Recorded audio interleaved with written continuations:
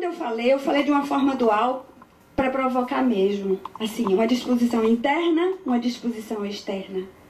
Mas a ideia é que tanto essa disposição interna, de perceber essa conversa interna, quanto essa disposição externa de ampliar a percepção corporal, elas precisam estar entrelaçadas, juntas, unidas.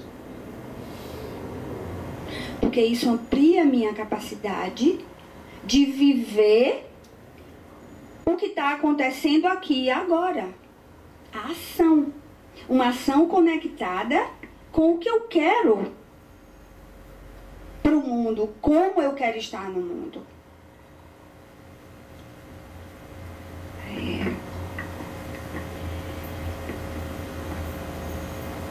Quem é que está do seu lado, aqui e agora? Olhe para quem está do seu lado.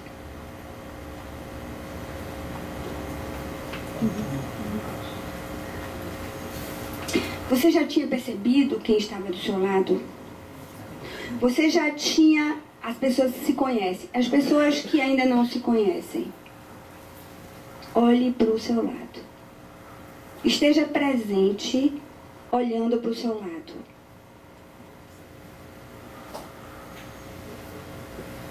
Veja a pessoa que está do seu lado. Olhe para trás. Isso. Olhe para trás. Veja quem está aqui. Veja quantas pessoas tem aqui. Isso é presença. Muitas vezes ficamos incomodamente num lugar e deixamos de perceber a existência do outro. Só que não é só numa palestra. Às vezes é em casa. Com as pessoas aparentemente mais íntimas. A gente deixa de ver essas pessoas. Deixa de estar presente com essas pessoas. Fugimos. Estamos juntos, mas o pensamento está muito longe dali. Estamos ocos, vazios. É um corpo vazio, porque eu estou ausente. Sim? E, às vezes, quanto mais próximos, mais esse fenômeno acontece. Adivinhe por quê? O que será que faz com que nos ausentemos com as pessoas mais próximas e mais frequentemente? O que será? O que será que provoca isso? Isso acontece com vocês? Está rindo? O que será que causa isso? O que será que faz nós nos ausentarmos ao estarmos com o outro? Eu estou sendo clara? Sim. Tem muitas possibilidades, né, para a gente ver aqui. Mas uma possibilidade é que quem está mais próximo, por incrível que pareça, também nos provoca, muitas vezes inconsciente, mais medo da intimidade, de sermos desamados, de não sermos aceitos. Porque se é num lugar, se é numa palestra, se alguém te viu, ou se é às vezes num trabalho, é incômodo, mas dentro de casa, na família, isso pesa mais. E muitas vezes nós fugimos pelo medo. Então, fica um corpo, mas ele fica oco porque nossa alma, ela sai e vai para um outro lugar. Eu tenho exercitado muito isso na minha vida, a presença. E é algo que traz benefícios impressionantes. E vira e volta, eu digo, ai, como eu gostaria de, quando meu filho era pequeno, eu ter tido essa capacidade de estar presente mais tempo. O quanto eu saía. E em nenhum momento eu tinha consciência disso, de que eu estava saindo. E ainda hoje, às vezes conversando com as pessoas, tem algumas pessoas que se orgulham de dizer, eu penso muito, vou para outro lugar e fico lá e tal. E se ausenta. Mas se ausenta sobretudo de si. É claro que é da relação, mas é sobretudo de estar vivendo algo que está ali. Então, dialogar com a ação espiritual pede presença. Pede nós sentirmos nossos pés pisando o aqui e agora. O aqui e o agora. Pede que não somos mesmo iluminados ainda, pelo menos, que a gente possa perceber o quanto nós somos arrastados pelos nossos pensamentos e que nós possamos retornar conscientemente para estarmos no aqui e agora. Inclusive, se vocês perceberem, tem um cansaço muito grande essa saída do corpo. Esse movimento de entrada e saída do corpo, ele é exaustivo. Porque essa desconexão provoca algo de muito cansaço. Se vocês ainda não perceberam, comecem a perceber. É como se aparentemente, estando num lugar e saindo, estando numa interação e saindo, nós pudéssemos descansar. É um engano. Nós nos cansamos. Porque tem um esforço da saída. E isso é quase imperceptível, porque isso é um fenômeno social que nós vivemos, de sair do corpo. Nós saímos. Eu acho interessante, viu, que mesmo na universidade, as pessoas, os trabalhos que são feitos na terceira pessoa. Vocês já observaram isso? Disse, faz-se. Você está escrevendo. Você está escrevendo, mas você tem que sair de si para escrever. É um fenômeno. E é um fenômeno de separação que exaure. É exaustivo. Porque nos tira da nossa integridade, nos tira da nossa inteireza. Consome energia. Consome energia. Então, Diz para esse corpo que ele não é nada. fala mais alto. Diz para esse corpo que ele não é nada. Pois é. Então, para dialogar, condição fundamental, estar presente. Estando presente, eu posso reconhecer o que está acontecendo comigo e eu posso reconhecer a existência do outro, mesmo que esse outro seja muito diferente de mim. Então, isso é uma ação espiritual. É uma ação ampliadora para a paz.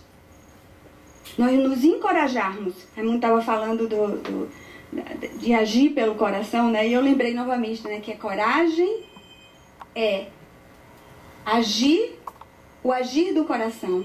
A raiz da palavra coragem é agem e cora. Né?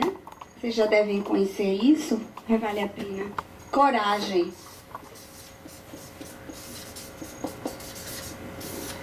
É o agir do coração. Então, precisamos de coragem para estarmos encarnados, porque somos encarnados. Para unirmos corpo e mente, razão, emoção. Essa subjetividade do espírito tem uma objetividade na prática. A ação, a minha ação do dia a dia, na relação com o outro, na relação comigo mesmo, eu preciso decidir se eu quero transformar isso numa ação espiritual. Alinhar isso com os princípios. Tornar meus princípios de vida claros e alinhar isso com os meus princípios. É uma jornada? É. Precisa ter uma decisão. Aqui são as bolinhas. Vocês decidindo se vêm para a palestra.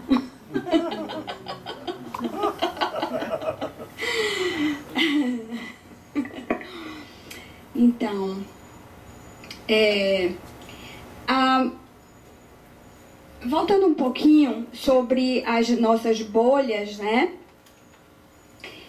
As nossas bolhas, novamente, elas têm a ver com nossas histórias. O nosso comportamento é influenciado e até ditado por questões que vêm muito antes de nós chegarmos ao mundo. Isso é um outro tipo de consciência. E nossas bolhas de pensamento, elas são um material importante de desvendar essas crenças. Essas bolhas de pensamento que eu tenho e que são tão íntimas, que só eu tenho acesso, eu digo que é o que existe de mais íntimo. Ninguém vai ter acesso às suas bolhas. Você está aqui numa situação, está na frente da outra pessoa, e só você acessa as suas bolhas. Elas têm a ver com suas histórias, com sua ancestralidade. Só que nós pegamos essas bolhas como sendo verdades. E a única verdade, esse é o ponto. E mais, mesmo que ela seja incômoda, nós vamos fazer qualquer coisa para provar que elas são verdades.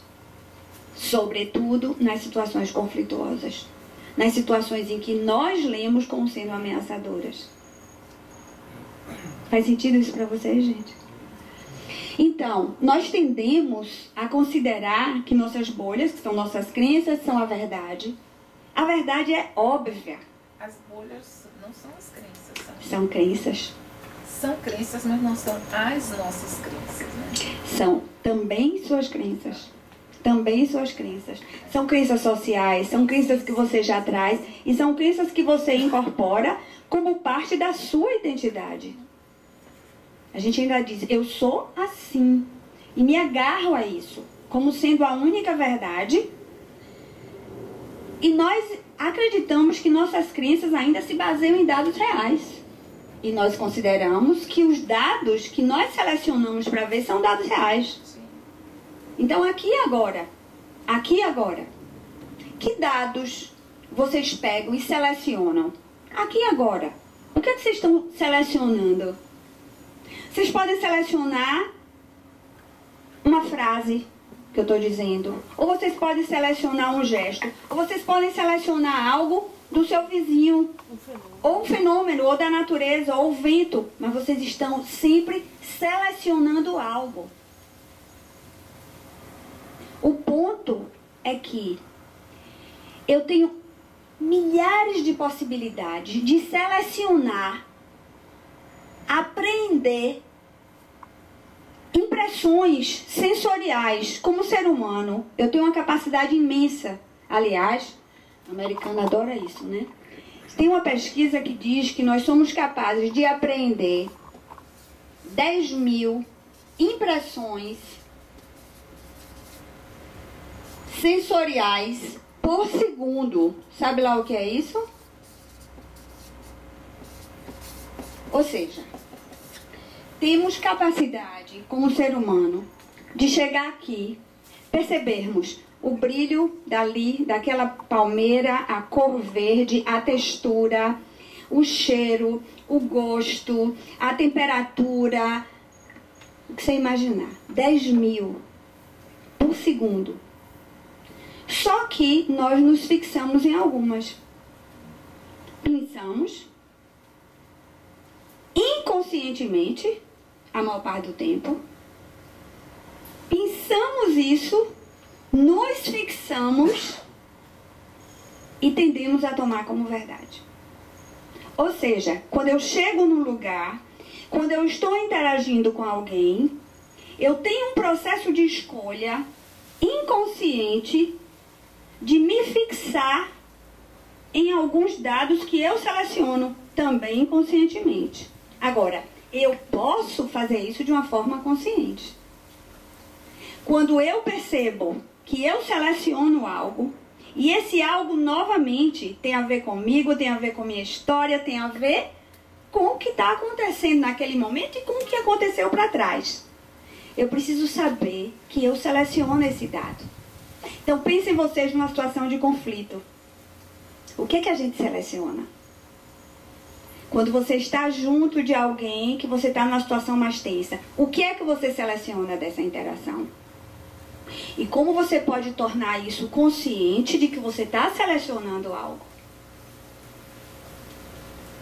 Normalmente você seleciona aquilo que confirma o que você acha. Perfeito. Inês está dizendo, normalmente você seleciona aquilo que confirma, que vai confirmar algo que você já selecionou anteriormente. A sua verdade. A sua verdade. Os dados vão seguir para você confirmar, porque aquilo faz parte do seu processo identitário. Mesmo que seja algo que lhe cause desconforto. Esse é o ponto. Então, dialogar é a possibilidade de nós ampliarmos nossa percepção, a nossa presença. Porque na presença, essas possibilidades de me fixar em algo e tomar aquilo como verdade, elas se diluem. Porque eu vou interagir a partir do que está acontecendo ali. Você amplia. Eu amplio a possibilidade de ação. Por isso o diálogo é uma ação espiritual. Se amplia e restringe, né? Eu restringo as você crenças. restringe o universo para ampliar esse próprio universo. Restringe que universo? Não, o universo do diálogo, da possibilidade do que está acontecendo. É uma ampliação e é uma restrição. É uma restrição das crenças como verdade, isso. Para poder ampliar as possibilidades de interação. De você interagir a partir do que está acontecendo e da presença. Eu gostaria que vocês fizessem só o exercício final agora, que é assim. Você vai levantar cuidadosamente, procurar alguém desconhecido, você nunca viu. Você vai parar na frente dessa pessoa, sair do automatismo, porque esse movimento de estar fora do corpo nos leva a um automatismo, a gente deixa de perceber. Então você vai parar na frente da pessoa, dar uma respirada, você vai olhar para a pessoa e você vai simplesmente deixar algo sair e você vai dizer para a pessoa: eu vejo em você, por exemplo, serenidade. Só isso. Você vai dizer uma qualidade para essa pessoa. Uma pessoa desconhecida que você nunca viu. Mas saia do automatismo, por favor. Levante delicadamente. Vão seguindo minhas orientações, por favor. Procure alguém desconhecido. Alguém que você nunca viu. Respire, saia do automatismo, saia da conversa só. Depois vocês conversam. Respire, pare um pouquinho. Respire, pare um pouquinho. Saia do automatismo. Respire, saia um pouco. Perceba o que é que acontece na presença dessa pessoa, sem falar ainda. Perceba. A partir da percepção, aí você diz: eu vejo em você, e diz algo que você vê da pessoa. Só isso, uma qualidade. Respire. Sem conversar. É a qualidade só. Aí você recebe, saia do automatismo. Receba primeiro, para depois dizer para outra pessoa. Saia do automatismo. Aí recebe e diz para outra pessoa: eu vejo você. Agora a gente vai fazer um círculo aqui fora, só pra gente se olhar, todo mundo, pra gente encerrar.